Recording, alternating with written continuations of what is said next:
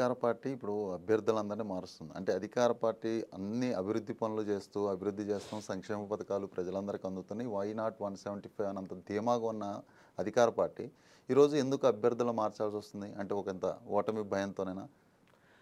Yes.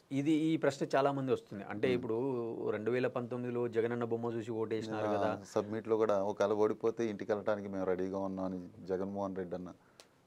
Yes. అంటే అది కొంత ప్రశ్నల విషయంలో ఏదో కొంత క్లారిటీ లేదు మనకు. ఆయన ఏదో ఒక ప్రశ్నకు ఆన్సర్ ఇస్తూ ఏదో అన్నట్టుగా నాకు అర్థమైంది. అంటే అక్కడ కొన్ని కథనాలు ఎట్లున్నాయంటే అదే బిట్లు బిట్లు తీసుకొని కదా దాన్ని ఎవరికి వాళ్ళు వడ్డీ వాడుకుంటున్నారు, మ్యానిపులేట్ చేసుకుంటారని వింటున్నాను. అంటే ఆయన ఒక క్వశ్చన్‌కి ఏంటంటే ఇప్పుడు నేను ఒక విద్యార్థుల్లో ఆనందాన్ని చూసినాను. విద్యార్థులు చాలా సంతృప్తిగా ఉన్నారు.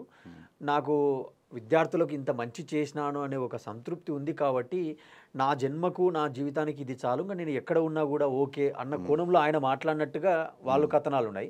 ఇక్కడ వీళ్ళు ఏమంటున్నారంటే ఇంకా ఈయన పని అయిపోయింది, ఈయనకు తెలిసిపోయింది, నేను ఓడిపోతున్నాను కాబట్టే ఈ మాట మాట్లాడినారని చెప్పి పక్క వాళ్ళు దాన్ని కట్ చేసుకొని వేసుకుంటున్నారు. సరే, ఎవరి ప్రచారం వాళ్ళు చేసుకోవడం తప్పులేదు, వాళ్ళ వ్యూహాలు వాళ్ళకు ఉంటాయి. అది ఇట్స్ సెకండరీ నేననేది.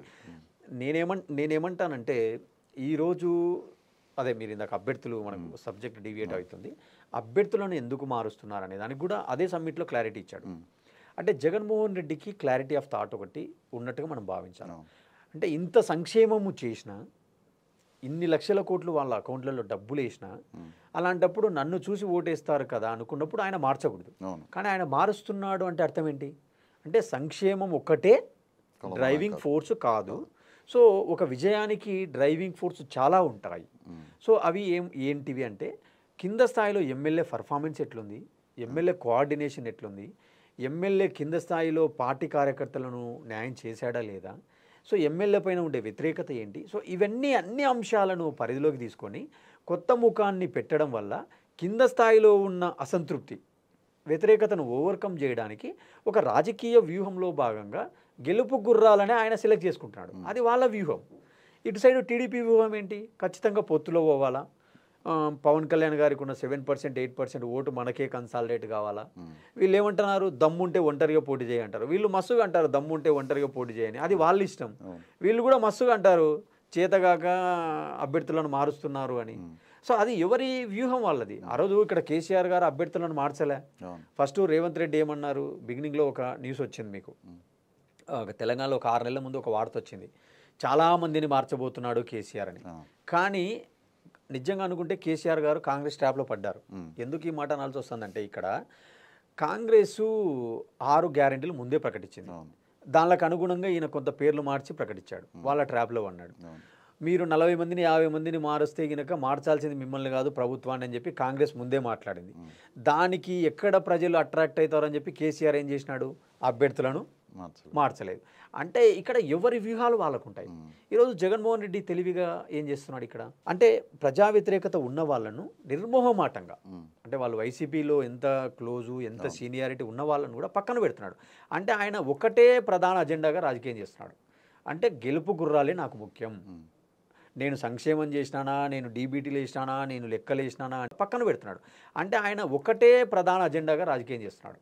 అంటే గెలుపు గుర్రాలే నాకు ముఖ్యం, నేను సంక్షేమం చేసినానా, నేను డీబీటీలు వేసినానా, నేను లెక్కలు వేసినానా. అంటే ఆయన నిన్న సమ్మిట్లో కూడా ఆయన ఒక మాట అన్నాడు, మీరు 2024లో రీఎలెక్ట్ అయ్యే అవకాశం ఉందా అని అడిగారు అక్కడ. అందుతో పాటు మీ ప్రధాన కాంపిటేటర్ ఎవరు అని కూడా అడిగారు. అప్పుడు ఆయన క్లియర్గా ఆన్సర్ చేశారు, ఎస్ ఖచ్చితంగా వైనాట్ నేను ఎందుకు రాకూడదు అన్నారు. దాంతోపాటు ఏమన్నారు, నాకు ప్రధాన ప్రత్యర్థులు జనసేన టీడీపీ అని కూడా చెప్పారు.